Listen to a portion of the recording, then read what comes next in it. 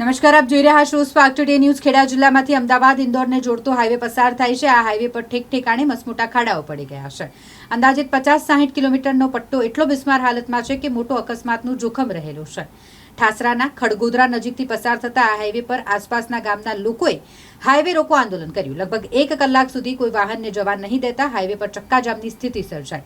ખેડા જિલ્લામાંથી અમદાવાદ ઇન્દોરને જોડતો 4 lane highway પસાર થાય છે અને આ હાઈવે પર મોટી કિંમતનો ટોલ વસૂલવામાં આવી રહ્યો છે, પરંતુ દર ચોમાસાની સિઝનમાં આ હાઈવે એટલો બિસ્માર બને છે કે ચાલીને પણ ન જઈ શકાય તેવી સ્થિતિ થાય છે।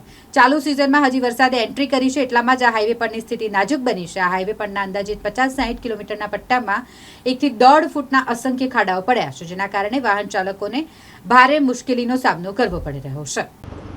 ભાઈ, આ કયો હાઈવે છે, શું સ્થિતિ છે, શું કહેતો?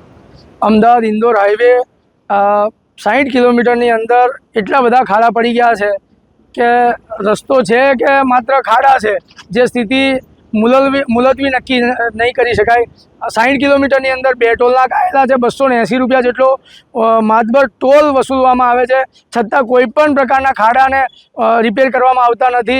અહીંયાથી પસાર થતા ઇન્દોરના લોકો હોય, અમદાવાદના લોકો હોય કે આસપાસથી શહેરોને જોડતા લોકો હોય, એટલી બધી મુશ્કેલીનો સામનો કરવો પડે છે।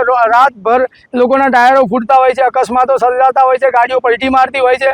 આસપાસના નગરજનો રાત્રે પણ મદદે આવી અને દોડતા હોય છે। આજે આ મુશ્કેલીને સહન ન થતાં તમામ ગ્રામજનોએ આનો ચક્કાજામ કર્યો છે અને સરકારને સુધી આ મેસેજ પહોંચાડવાનો પ્રયત્ન કર્યો છે કે આ રસ્તાને રિપેર કરવામાં આવે। આ ખૂબ જ મહત્ત્વનો માર્ગ છે, અમદાવાદ ઇન્દોર નેશનલ હાઈવે છે, જેના ઉપર ખૂબ મોટો ટોલ વસૂલવા છતાં કોઈપણ પ્રકારની સુવિધા આપવામાં આવતી નથી ને ખાડા ઢીચણ સમાના ખાડા પડી ગયા છે ને જેના ઉપરથી ભારે વાહનો, નાના વાહનો, દ્વિચક્રી વાહનો જે પારાવાર મુશ્કેલીનો સામનો કરી રહ્યા છે। કિરીટ સે ઝાલા। કિરીટભાઈ, આજે આંદોલન કર્યું, શું કારણ, શું સ્થિતિ છે, શું પ્રોબ્લેમ? અમદાવાદ ઇન્દોર હાઈવે ઉપર એક સામાન્ય વરસાદ થયો છે, ત્યાં આખા હાઈવે પર ખૂબ મોટા ખાડા પડી ગયા છે। એ ખાડાઓના કારણે કેટલાય લોકોના અકસ્માતો થયા છે, કેટલાય લોકોના ટાયરો ફૂટ્યા છે, રાહદારીઓ વારંવાર ખૂબ પરેશાન થાય છે। તેમ છતાં ટોલ ટેક્સવાળા અને હાઈવે ઓથોરિટીવાળા હજુ આજ દિન સુધી કોઈપણ પ્રકારની આવા રાહદારીઓને કોઈપણ સુવિધા આપી નથી। એટલા માટે અમે લોકોએ આજે હાઈવે ચક્કાજામ કર્યો છે। જ્યાં સુધી આવા ખાડાઓ પૂરવામાં નહીં આવે ત્યાં સુધી આ હાઈવેને ચક્કાજામ કરવામાં આવશે એવું અમે સમગ્ર ટીમ દ્વારા આવું નક્કી કર્યું છે।